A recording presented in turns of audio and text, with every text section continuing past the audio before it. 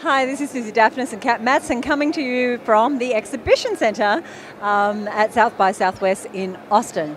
One of the themes of this year's program, and actually every program I've been to at South by Southwest, is about social good. Today our keynote speaker was Chelsea Clinton, the very one daughter of Hillary and Bill. And Bill. The first daughter. Look, Chelsea gave...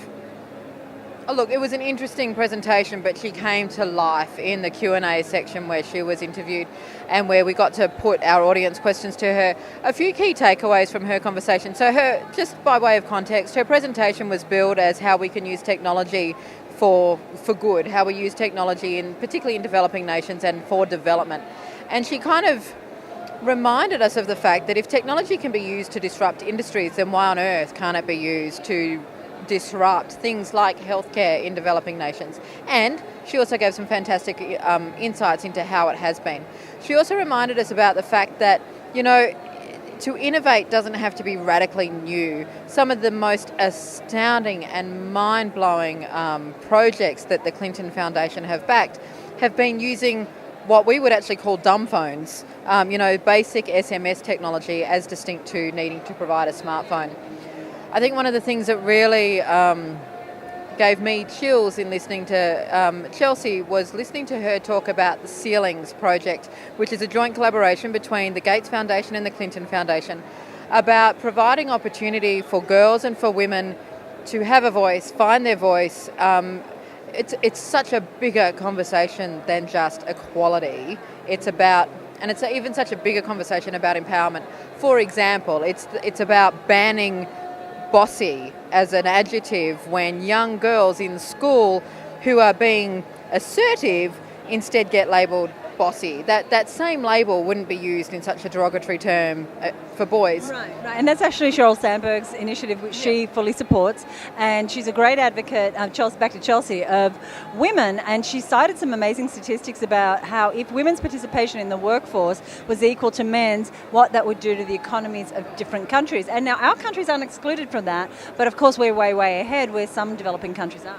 Well, even in Japan, she actually said that if women's contribution to the economy could even improve by just a small percentage, it wasn't even necessarily match men, they would have an increase in GDP of 14%.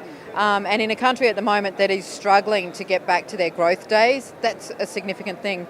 Some other things that I really took away from her, she cited the fact that, her dad, Bill Clinton, has only ever sent 2 emails in his life, which was quite quaint, but she has been responsible for teaching him how to tweet, how to text, and also how to charge his phone, which I thought was really gorgeous. I loved how she said that they taught her to debate, and they expected her to have an opinion and have a point of view, which was such an empowering thing for her as a young woman, and it shows in just her confidence and her willingness to make a contribution to her country and to women and in everything that she's backing. Yeah, well, and similarly, when Chelsea's teachers used to say at parent-teacher night, "Oh, Mr. and Mrs. Clinton, your daughter is quite precocious," they would get in the car and say, "You go, girl." They really encouraged that. So I loved it, and I think it was, for me, look, I'm really lucky. I have sons, so I actually don't have to confront those things on a daily basis, but it was a really good reminder for me about educating my boys about women are just as potent, just as powerful, just as capable, just as important a voice as boys are.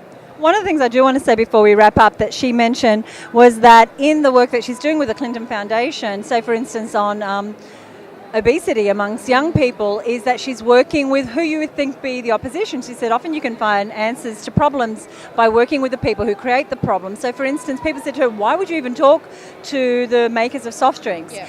But together they can do more to help childhood obesity than separate. Because that's where we already are. That's where we are as a society, and that's where the kids are.